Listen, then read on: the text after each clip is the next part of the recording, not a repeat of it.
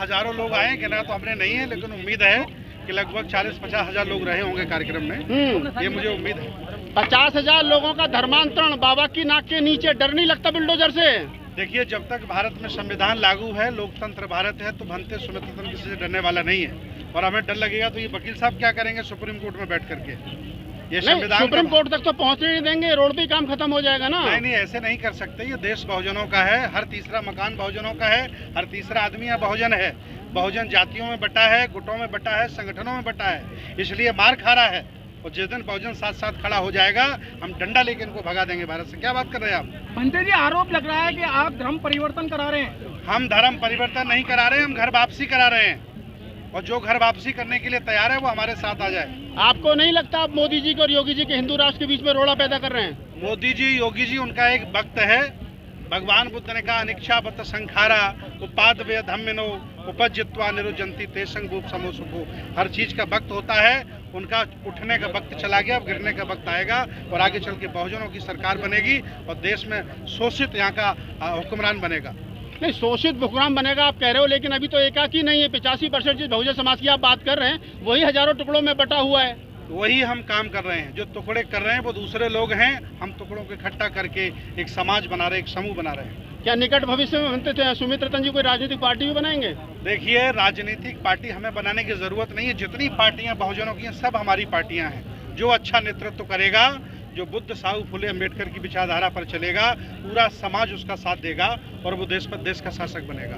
वकील साहब, आपसे सवाल, आप सुप्रीम कोर्ट के सीनियर लॉयर हैं, क्या वर्तमान में आपको लग रहा है कि भावी संविधान जिंदा है थोड़ा बहुत, या सब काम खत्म हो लिया? संविधान जिंदा है, हाँ, और जिंदा रहेगा। और मनुस्मृति कभी लागू नहीं होगी। मनुस्मृति लागू नहीं होगी तो मनुवाद भी खत्म होगा, अम्बेडकरवाद ही रहेगा देश में और कुछ नहीं रहेगा। इस प्रकार से घर वापसी का नाम दे करके या बौद्ध की दीक्षा दे करके और लोगों को जगह जगह इकट्ठा करके अभी आपने घोषणा कर दी कि अभी दिल्ली में लाखों लोग करेंगे, बनारस में करेंगे, चाहते क्या हो आप लोग? भारत का संविधान लागू करना चाहते हैं। भारत का संविधान पूरी आज़ादी देता है, कोई किसी भी धर्म में जा सकता है, कोई भी धर्म अपना सकता है। तो भारत का संविधान लागू कर रहे हैं, वो हमारा फर्ज है, हर एक वकील का फर्ज है, हर एक नागरिक का फर्ज है कि भारत का संविधान पूरी तरह से लागू हो। इसीलिए सभी को आज़ादी है।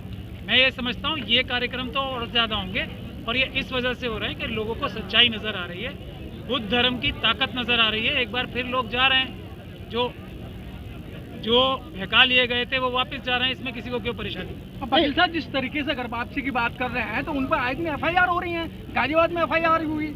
एक बात ध्यान से सुन ले, वो सब जो मनुवादी मानसिकता के भारत के संविधान के खिलाफ जाके कोई प्रधानमंत्री हो या चीफ मिनिस्टर हो, अगर इतनी सी भी कार्रवाई करेगा तो उसको जेल में भिजवाने का काम हम अम्बेडकरवादी वकील करेंगे। ये जो झूठी FIR कर रहे हैं पुलिस के अधिकारी और सरकारी अधिकारी अपने राजनीतिक आकाओं के दबाव में आके, वो सेफ नहीं है। वो अपराध कर रहे हैं तो वो जेल जाने के लिए तैयार हैं। ये हमारी बात करें। वकील साहब, आप जैसे पढ़े लिखे लोग और वरिष्ठ लॉयर हैं, उसके बावजूद भी नए पार्लियामेंट के अंदर संगोल रख दिया गया और आप कहें संविधान को कुछ छेड़ेगा नहीं। रख दिया गया ना, तो जेल भिजवाने का काम हम लोग करेंगे, हम बता रहे हैं ना। हम भी तो, हमारी बात भी सुनिए, टाइम लगता है। संविधान के रास्ते पे थोड़ा लंबा टाइम होता है। पीसफुल रास्ता और संविधान का रास्ता, बाबा साहब का रास्ता थोड़ा सा लंबा होता है, लेकिन होता वही है जो संविधान कहेगा। ये सब लोग जो आज संविधान तोड़ के ये सब हिंदू राष्ट्र बनाने की बात कर रहे हैं, वो जेलों में आपको मिलेंगे, लंबे समय के लिए जेलों में मिलेंगे, ऐसा हम वादा कर रहे हैं। बनते सुमित रतन जी, मेरा एक सवाल है, जिस तरीके से RSS के साथ में 40,000 से ज्यादा संगठन मिलकर काम कर रहे हैं, क्या आपके पीछे भी कोई ऐसी शक्ति लगी हुई है जो आप बार बार निरंतर जो है नई जगह पे जो है धर्मांतरण करा रहे हैं? देखिए, हम घर वापसी करा रहे हैं। बुद्ध साहू फुले अम्बेडकर की विचारधारा के जितने संगठन हैं, जितने हमारी समान विचारधारा के संगठन हैं, उनमें हम कोई भेद नहीं करते हैं। कभी हम किसी से पूछते ही नहीं कि आपका संगठन कौन सा है। बस वो अम्बेडकरवादी होना चाहिए, बुद्धिस्ट होना चाहिए, विज्ञानवादी और तर्कवादी होना चाहिए। हम लोग मिलकर के भारत के हित में, विरासत के हित में, संस्कृति के हित में और यहाँ के जनमानस के हित में निर्णय लेते हैं और मिलकर के काम करते हैं और हम सफल हो रहे हैं। बनते जी, एक तरफ तो जो दूसरी ताकतें हैं वो भारत को हिंदू राष्ट्र बनाने में लगी हैं, आप इसको बुद्ध में भारत करने के लिए लगे हो, तो ये आपको नहीं लग रहा टकराव की स्थिति पैदा हो रही है भारत में? जो हिंदू राष्ट्र बना रहे हैं उनको हमने लेटर लिखा है। पहले नेपाल को हिंदू राष्ट्र बना के कौन सा आपने अमेरिका बना लिया। अब हमारे भारत पर नजर हटाओ और अपनी जो गलत सोच है, जो गलत मानसिकता है, जो छुआछूत जातिवाद और ऊंच नीच से भरी पड़ी है, लेकर के कहीं दूसरी जगह जाओ, मेरे भारत को मत छेड़ो। आपने हिंदू राष्ट्र नेपाल को बना करके क्या नेपाल की तरक्की कर दी? आज नेपाल लगभग 100 देशों से भी पीछे चल रहा है। नेपाल था ना हिंदू राष्ट्र। भीमराव जी, आपसे एक सवाल है। आप महाराष्ट्र से चल करके आए हैं, बाबा साहब का बिलड है। आपको नहीं लगता कि आपको महाराष्ट्र में काम करने की जरूरत है? उत्तर प्रदेश में तो ऑलरेडी बहुत सारे लोग काम कर रहे हैं। मेरी जो संस्था है, जो बाबा साहब ने निकाली हुई बुद्धिस्ट सोसाइटी ऑफ इंडिया, वो पूरे देश भर में काम कर रही। हम महाराष्ट्र में सीमित नहीं है, हम साउथ में जाते हैं, नॉर्थ में जाते हैं। बुद्धिस्ट सोसाइटी ऑफ इंडिया इस उत्तर प्रदेश में भी बहुत बढ़िया काम कर रही। नहीं, आप कह रहे हैं कि बढ़िया काम कर रहे हैं, लेकिन महाराष्ट्र के लोग, जो महाराष्ट्र में फूले अम्बेडकरी विचारधारा की जो राजनीति है, वो कई टुकड़ों में बैठ गई और बहुत बैकफुट पे चली गई है। मैं ये नहीं मानता भाई, राजनीति में जितनी सफलता मिल गई उतना समाज आगे आ गया। मैं इस पर निर्भर करता हूँ भाई, समाज में शिक्षा के प्रमाण कितने हैं। मैं इस पर निर्भर करता हूँ भाई, हमारे अधिकारी कितने हैं, IAS अधिकारी कितने हैं। 2-4 आमदार चुन के आने से कोई राजनीति और कोई समाज आगे नहीं जाता। ये प्रमाण जो है वो गलत है, ऐसा मैं बताना चाहता हूँ। निजी जितने संगठन बनाए थे वो अधिकतर सारे संगठन टूट गए हैं, और संगठन टूटे ही नहीं, काफी हजार तादाद के अंदर उनका दूसरे संगठनों में विलय हो चुका है। बाबा साहब ने जो संगठन है वो मैं चला रहा हूँ, बुद्धिस्ट सोसाइटी चला रहा हूँ, समता सैनिक दल चला रहा हूँ, एजुकेशन सब बुद्धिस्ट सोसाइटी के सर 8 धड़े हो गए हैं, RPI के भी मतलब 36 धड़े हो गए हैं। बुद्धिस्ट सोसाइटी के 3 ग्रुप थे, हम लोग तीनों भाई इकट्ठा। अभी आप ही के परिवार में आपस में डिस्प्यूट चल रहा है। राजरत्न अम्बेडकर जी कहते हैं कि वो राष्ट्रीय अध्यक्ष हैं, इधर आप कहते हैं हम राष्ट्रीय अध्यक्ष हैं। कैसे माना है? समाज को तो आप ही, बाबा साहब ने कहा था संगठित रहिए, तो आप ही संगठित नहीं है। जो अध्यक्ष मानेगा तो उसको तुम्हारा सवाल पूछने का भाई कायदे से ये अध्यक्ष है तो कोर्ट का कॉपी दिखा दो, ये आपके पास उपलब्धियां है भाई, वो मांग लो। चलिए, धन्यवाद। बंदे जी, यहाँ के अगले पड़ाव में देखा जाए जो आपने घोषणा की है, कितने लोगों को फिर धर्मांतरण कराएंगे? अगला कार्यक्रम हमारा बनारस में है।